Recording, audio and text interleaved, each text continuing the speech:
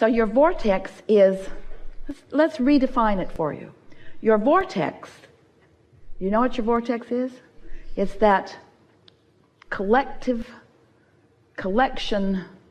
let's call it a collection point, although it's moving. A collection point of the desires that your life has defined. So the more you're living, the more you're defining. The more you're defining, the more you're asking. The more you're asking, the more the momentum, the more you're allowing, the more you get to feel the momentum. So let's redefine vortex in this way. Your vortex has huge momentum because you launched the rockets and they flow in a non-resistant way. And your inner being, the source within you, is flowing with them. To the degree that you allow yourself to move with that momentum, that's what exhilaration is, that's what passion is, that's what love is, that's what appreciation is. That's the sensation of going with that flow. When you're not allowing it, you feel stifled, you feel pain, you feel uneasy, you feel angry. And so the contents of your vortex are known to you by the emotion that you are feeling, really. So now bring us back around to the question. Ask it, if you want, exactly as you asked it before. And let's see what happens with it now. Is there any time when it is useful to say what a person has in their vortex and what they will experience while here on planet Earth? I've heard you say you know us individually. So do you now get it that you're putting the stuff in on a daily basis? Yes. Did you put anything in there lately that you're consciously aware of? Yeah. So you tell us. You tell us. What's in there? What's in there? I want to be... Is anything in there that you're already realizing? Do you think the vortex is just the incompleted pile? So tell us what you think is in there, both completed and not yet completed. What's in your vortex? More money? Yes. Lots more money. So, yeah, it's helpful if we tell you that it's there. It's there. What else you want to know?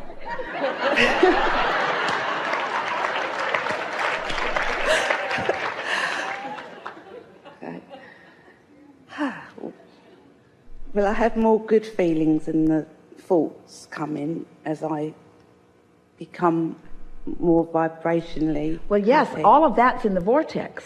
But here's the question that we're really feeling you ask. How do I get it out of the vortex over here? How do I get it into my life experience? How does it become tangible instead of intangible? How does it become real to me? Yeah. And the way it becomes real to you is a little bit at a time, just by having conversations like this, by accepting that it's real. And it's really helpful to acknowledge what's in there that you're already realizing. The word realize is so important. What are you already living? Can you think of anything that at one time you weren't living, that you now sense was in the vortex for a while, that you're now living? Because noticing those things is what helps you to be more expectant and then therefore more perceiving of them. So name some things. And my husband, Stuart, when I started doing this work, Abraham, he came. So he showed up after that. How many cruises have you been on? This is our first one. Really? Because of him. Oh, really? So here that is. So do you want us to explain how that happened? Because that's a long, old, boring story. Or can you just skip forward in it and accept that things that you once wanted that you didn't have, you now have? Yes. So you put things in the vortex. For a while you weren't a match to them. Somehow you found a way to be a vibrational match to them, and then they became realized by you. So once some things like that begin to happen, and those are some pretty big things, isn't it easier and easier to accept that other things too, other things too, other things too, other things too. Not just some things, other things, not all things, all things. All things that you desire are in the vortex, and all things that you desire can come out of the vortex over here where you are. But you've got to find a way to be a vibrational match to what's in the vortex. So you have to understand the components of the vortex. That's why we offer so many words. So what's in the vortex feels wonderful. Do you? If you do, then it's coming. You see. As you move around in your environment with others, do you ever have the wonderful experience of visiting with someone and you can just tell, because of the way they feel, that they're not anytime soon going to get to where you know they want to be? You can just feel the offness of their vibrational frequency. Well, this is good information for you. In other words, they're providing benefit for you, because law of attraction is always consistent. Everyone is getting how they feel. The universe doesn't hear and respond to what you say. The universe hears and responds to what you mean. And what you mean is most known to you by what you feel. So if someone feels like a victim, doesn't it keep proving out that they are one? But so many incorrectly conclude that they feel like they are because it keeps happening to them.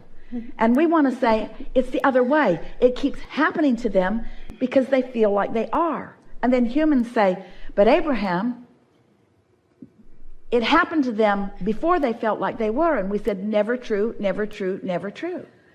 And then you want to ask the question, well then, how did I get to the place of feeling that way I didn't want to feel? And we say, never mind, how do you want to feel now? Take hold of the reins now. Because you can't go back and sort that out, because in all of the sorting, you just keep feeling like that. So it just keeps proving itself to you over and over again. So, has your question evolved in this conversation? Yeah. Don't you now want to say, I know that my vortex exists, and I get how I've put stuff in it, and I want to get more stuff out of it, and now I know how to get more stuff out of it. So really, has anything gone wrong? Is there any confusion about anything? No. It's sort of like this buffet that's all spread out before you. They're all over this ship, by the way. This buffet that's all spread out before you, and you walk up to it and you think, ooh, I would really like some of that. And the guy in the line behind you nudges you and said, put it on your plate. Just reach out and get it. Just reach out and get it. It really is that simple. Just reach out and get it. What makes you tentative? What makes you not reach out and get it? Did somebody slap your hands? Well, sometimes.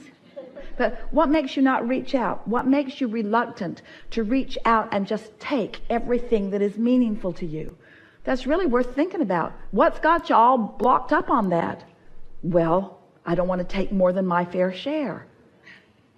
There's lots more where that came from. Don't worry about that. There's lots more. There's an infinite stream. In other words, how did you get convinced that there was shortage? Because other people who believed in shortage sort of trained you into believing that there's shortage. But let the universe show you the way it really is. Stop replaying those incorrect messages that you heard from others and just reach out. Just reach out and see what happens. Just expect a little more for yourself if you can. And watch the floodgates open. Because your vortex, if you really want to know what's in there, is so abundant, it would take more than the hours of this forum have to describe to you in satisfying detail what's in there. Don't make us do that. There's so much that is in there. Esther is discovering, as something unfolds for her, that she thought it was this, and it was.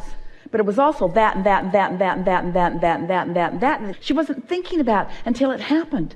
The manifestations of things are meant to feel like the rewarding manifestations of all of the stuff that you've been putting there, and they are. In other words, we love it when you allow things to manifest, because they confirm a number of things. They confirm what you have incrementally been putting in your vortex. They confirm how law of attraction's been bringing the things, the components together to make them even bigger and more than you could have even conceived of. They confirm your worthiness, your ability to find vibrational alignment with them. In other words, these manifestations are so satisfying to you because they are so confirming of all of the things that you know, that you often feel resonance with as we speak these words to you. But if you can let go of being hung up on needing the manifestation in order to feel that way, and you can begin feeling some of those things pre-manifestation, oh, it's like priming the pump. And once the things begin manifesting and you start accepting the worthiness of your being, and you start acknowledging that what your real work is to sift and sort and decide, oh, that's the hard part. Really, the easy part's putting it in the vortex. It just naturally goes there. And the easy part's getting out of the vortex. Really it is, because all you got to do is chill out and some of it will come out. The hardest part is the defining of what you want. And oh, you've done enough of that to keep you busy for 20 or 30 lifetimes. So there's nothing hard about any of this, is there? No. You feel clear about it now, don't you? Yeah, I do. Thank you. Really good. Thank you so much. Really good.